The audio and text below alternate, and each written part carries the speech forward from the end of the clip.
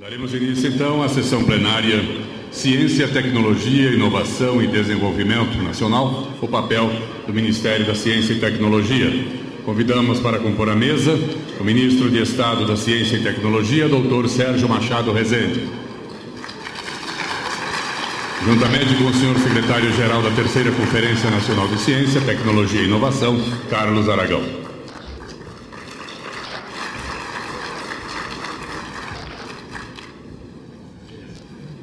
Passamos a palavra ao secretário-geral da Terceira Conferência Nacional de Ciência, Tecnologia e Inovação, Carlos Aragão. Bom, desnecessário dizer do prazer que nós temos o nosso Ministro de Ciência e Tecnologia aqui para encerrar. Essa é a última palestra plenária da conferência. Então, de novo, sem mais delongas, passo a palavra ao Ministro Sérgio Rezende. Obrigado, Aragão. Bom dia, boa tarde já a todos e a todas. Eu, como não deixei de ser professor, acabei preparando uma apresentação em PowerPoint que é mais do que, digamos assim, uma apresentação da atual política do Ministério da Ciência e Tecnologia. Eu resolvi fazer uma...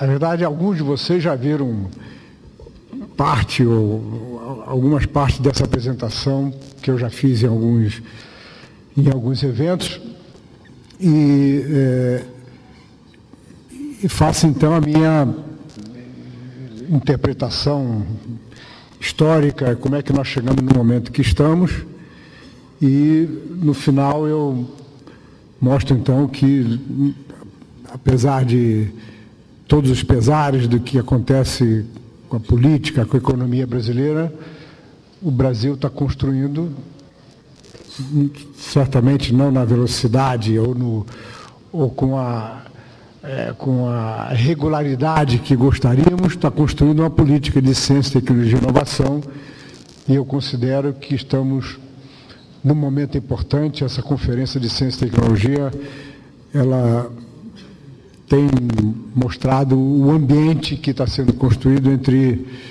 que é muito mais largo, muito mais abrangente e, portanto, com consequências certamente previsíveis muito maiores para o futuro.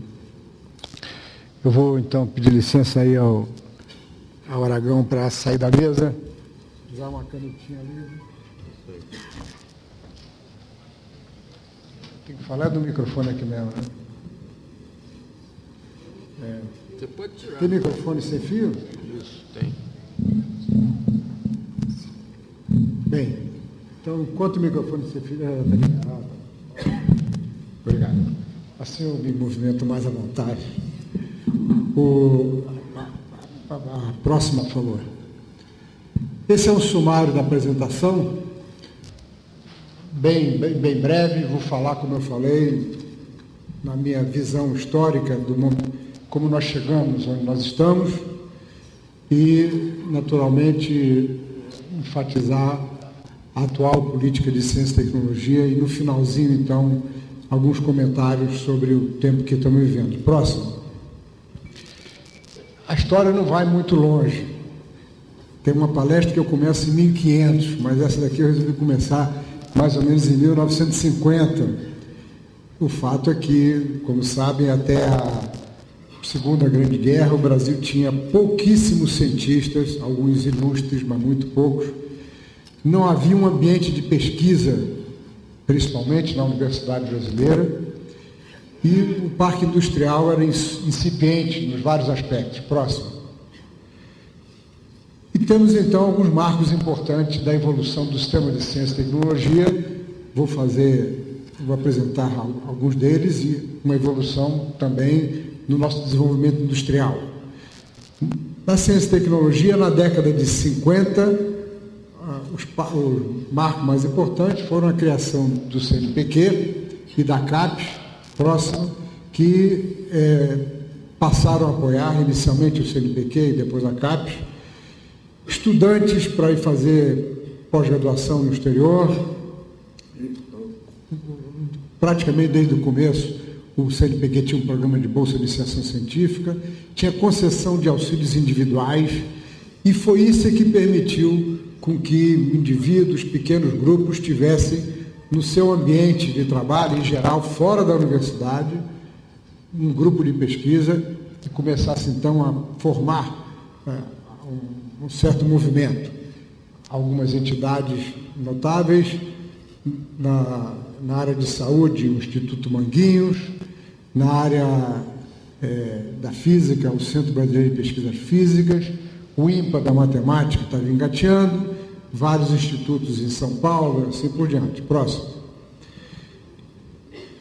Nas 2 décadas seguintes, nós tivemos uma evolução. Essa base que foi construída, mas ainda muito incipiente, ela proporcionou, com a criação do Fundtec no BNDES, em 1963, depois a criação da FINEP em 67, e a implantação do Fundo Nacional do Desenvolvimento Científico e Tecnológico, o BNDES e a FINEP financiaram a institucionalização da pós-graduação, viabilizando a formação de pesquisadores, e, portanto, a formação de pesquisadores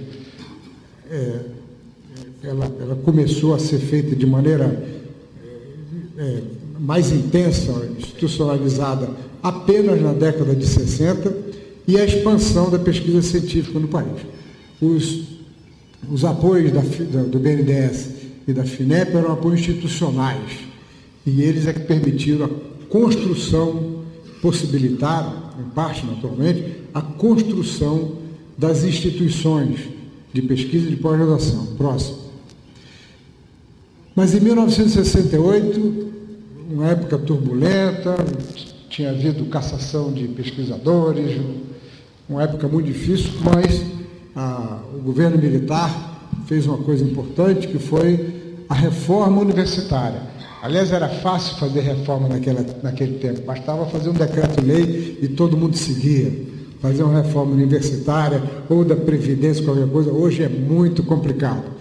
E a reforma universitária, que foi feita e não deixou de gerar protestos, ela tem um componente importantíssimo, que foi a criação do tempo integral, em termos salariais, para professores, para que eles pudessem fazer pesquisa nas universidades.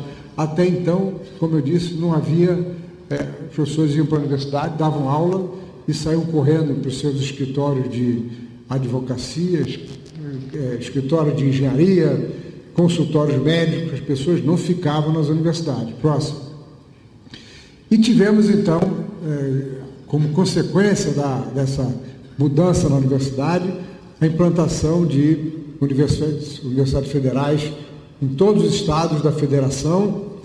Alguns são mais privilegiados, como Minas Gerais, aqui, que tem 7 universidades federais, outros têm 3 ou 4, mas a maioria tem uma universidade federal.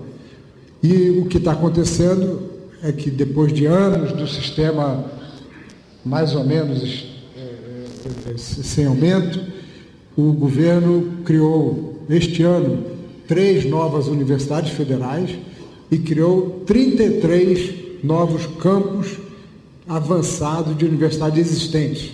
Esses campos, eventualmente, darão origem a novas universidades, ou seja, há um processo, claro, pela primeira vez em muito tempo, de expansão do sistema federal de ensino superior. Nós tivemos, na década de 70, quando o sistema já estava expandindo em boa velocidade, 2 planos básicos de desenvolvimento científico e tecnológico, PBDCTs. Vários dos colegas que estão aqui participaram da elaboração, encaminhamento de sugestões. O segundo PBDCT, ele já foi substancialmente melhor do que o anterior. Os planos tinham propostas até de orçamentos, falava da ciência na indústria, assim por diante, mas não tinham, na verdade, propostas concretas, nem instrumentos claros. Ele, de certa maneira, era mais uma